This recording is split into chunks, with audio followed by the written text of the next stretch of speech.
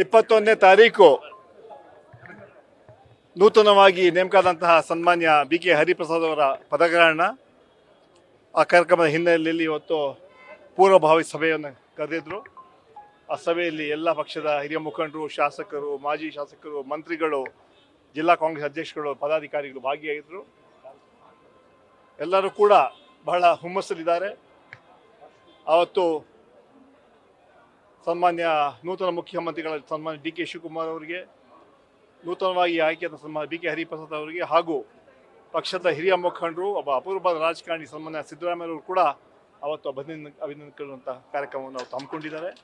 ಇವತ್ತು ಈ 3 ಜನ ಇವತ್ತು ನಮ್ಮ ಪಕ್ಷಕ್ಕೆ ದೊಡ್ಡ ಶಕ್ತಿ, ದೊಡ್ಡ ಆಸ್ತಿ. ಆ ಹಿನ್ನೆಲೆಯಲ್ಲಿ ಆ ವಿಚಾರವಾಗಿ ಇವತ್ತು ಚರ್ಚೆ ಆಯಿತು. ದೊಡ್ಡ ಕಾರ್ಯಕ್ರಮ ಆಗುತ್ತೆ. ಆ ಕಾರ್ಯಕ್ರಮ ಮೂಲಕ ಇಡೀ ರಾಜ್ಯಕ್ಕೆ ಸಂದೇಶ ಕೊಡುವಂಥ ಕೆಲಸ. ಅದರಲ್ಲೂ ಬರುವಂತಹ ತಾಲೂಕ್ ಪಂಚಾಯತ್, ಜಿಲ್ಲಾ ಪಂಚಾಯತ್, ಕಾರ್ಪೊರೇಷನ್, ಗ್ರಾಮ ಪಂಚಾಯತ್ ಚುನಾವಣೆ ಕೂಡ ಬರ್ತಾ ಇದೆ.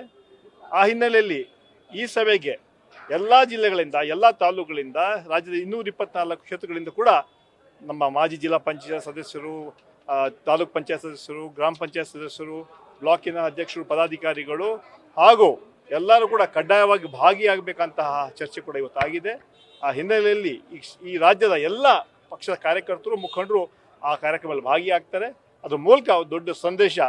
ಇದ್ರ ಮೂಲಕ ಬರುವಂತಹ 2028ರಲ್ಲಿ ಬರುವಂತಹ ಅಸೆಂಬ್ಲಿ ಚುನಾವಣೆಯಲ್ಲಿ ಕೂಡ ರಾಜ್ಯದಲ್ಲಿ ಕಾಂಗ್ರೆಸ್ ಪಕ್ಷ ಅಧಿಕಾರಕ್ಕೆ ಬರುತ್ತೆ ಅಂತ ವಿಶ್ವಾಸವನ್ನು ವ್ಯಕ್ತಪಡಿಸ್ತಾ ಇದ್ದಾರೆ. ಈಗ 18ನೇ ತಾರೀಕು ವಿಧಾನ ಪರಿಷತ್ ಚುನಾವಣೆ ಇದೆ. 21ನೇ ತಾರೀಕು ಪದಗ್ರಹಣ ಕಾರ್ಯಕ್ರಮ ಇದೆ. ಅದ ನಂತರ ಬಹುಶಃ ಸನ್ಮಾನ್ಯ ಮುಖ್ಯಮಂತ್ರಿಗಳು ಹಾಗೂ ಪಕ್ಷದ ವರಿಷ್ಠರು ಚರ್ಚೆ ಮಾಡ್ತಾರೆ. ಯಾವಾಗ ಕ್ಯಾಬಿನೆಟ್ ಎಕ್ಸ್ಪೆನ್ಷನ್ ಆಗಬೇಕಂತ ತೀರ್ಮಾನ ಅವರು ಮಾಡ್ತಾರೆ.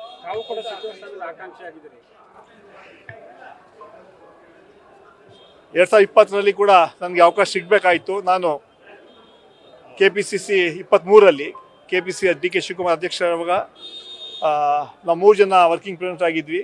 ಈಶ್ವರ್ ಖಂಡ್ರೆ, ನಾನು, ಸತೀಶ್ ಜಾರಕಿಹೊಳಿ, ನಂತರ ರಾಮಲಿಂಗಾರೆಡ್ಡಿ. ಈ 4 ಜನ 3 ಜನರಿಗೆ ಮಂತ್ರಿ ಮಾಡಿದ್ರು. ನನಗೊಂದು ಅವಕಾಶ ಸಿಗಲಿಲ್ಲ. ಈ ಬಾರಿ ಸಿಗುವಂಥ ಅವಕಾಶ ಇದೆ ಅಂತ ವಿಶ್ವಾಸ ಇದೆ. ನ್ಯೂಸ್ ಫಸ್ಟ್ ನಿರ್ಭೀತಿಯಿಂದ ನಿಮ್ಮ ಪರವಾಗಿ.